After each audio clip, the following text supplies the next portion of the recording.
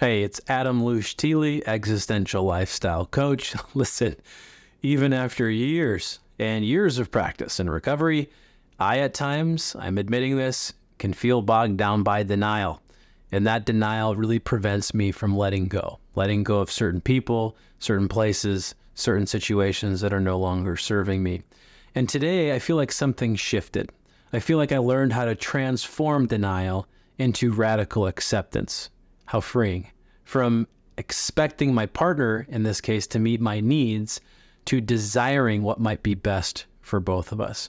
You see, in relationships, that love relationship is based on desire rather than emotional needs, and I always conflated those two. It's based on support rather than on demand. It's based on enduring values rather than our temporary short-term feelings. And I learned this in an article called "When Did I Love You?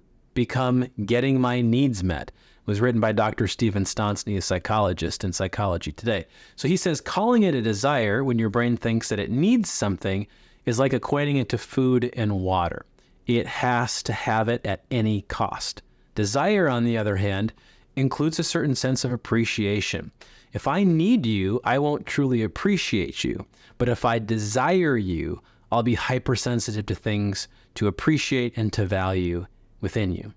So ask yourself, do you really want to be needed, or actually do you want to be desired? When you have this emotional need, you may have a sense of entitlement. So, for example, I'm entitled to this because I need it, and my needs are more important, say, for example, than yours. So neediness narrows the focus so much so on the self that, much like the focus on breathing, if I don't get a breath in, it's like life-threatening, so do not getting my needs met. It feels like life-threatening.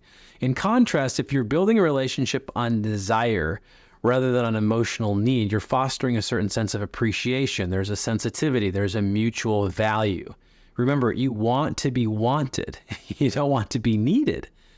So enter the tool I like to use in this instance now from my coach, Brian Johnson. He's the founder and CEO of Heroic Public Benefit Corporation. He calls it targeted thinking. And targeted thinking is a super powerful tool. It's kind of mashed up from a lot of other tools, but what it allows you to do is shift from victim to creator, from seeing your partner as someone who's supposed to meet your needs to someone that you desire, or at least someone that you can detach from in terms of not having to deny. So a couple of quick bits of theory before we get into targeted thinking.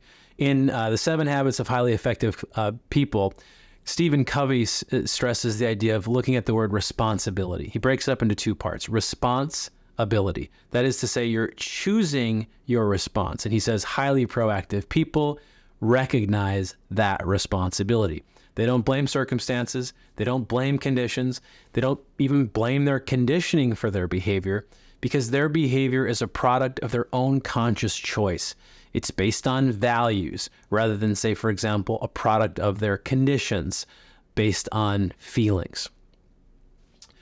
The way that I like to think about that is we need to be intentionally proactive. We need to be taking responsibility for our responses based on values, not based on circumstances, because circumstances can change so quickly.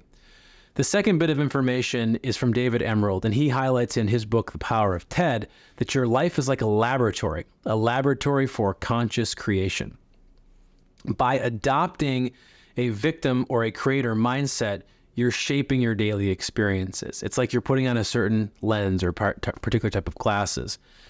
Your thoughts are creating filters that are influencing your life's directions, etc. So for example, you have victim mode, right? You're criticizing, you're complaining, you're blaming, you're whining. Whereas with creator mode, different color glasses, you're celebrating, you're appreciating, you're finding ways to be of service. So creator mode also happens to embrace the 2 questions that underlie the essence of that tool, targeted thinking. The first question is what do I want? And the second question is, what am I going to do about it? And that's the power of conscious creation. Again, your targeted thinking, your tool, the practice, goes a little something like this. Step 1, it's all about awareness. So recognize moments where you go into that victim thinking, where you go into thinking that someone else is supposed to meet your needs. Step 2, pause. Ask yourself, what do I want? Step 3, reflect. Okay, what do I need to do to go about getting that? Or for example, what needs to get done now? And then step 4, take action based on meeting that need and repeat. See, love rooted in desire over emotional need and anchored in this targeted thinking invites this radical shift from victimhood to creator energy. We start to foster shared value, more compassion, and we start to live a life that feels a bit more unstoppably free. Emotions are contagious. Resentment breeds resentment. But the good news is that compassion breeds compassion. And in relationships, it's all about compassion. Thanks for listening. I hope this was helpful. And here's to living unstoppably free today.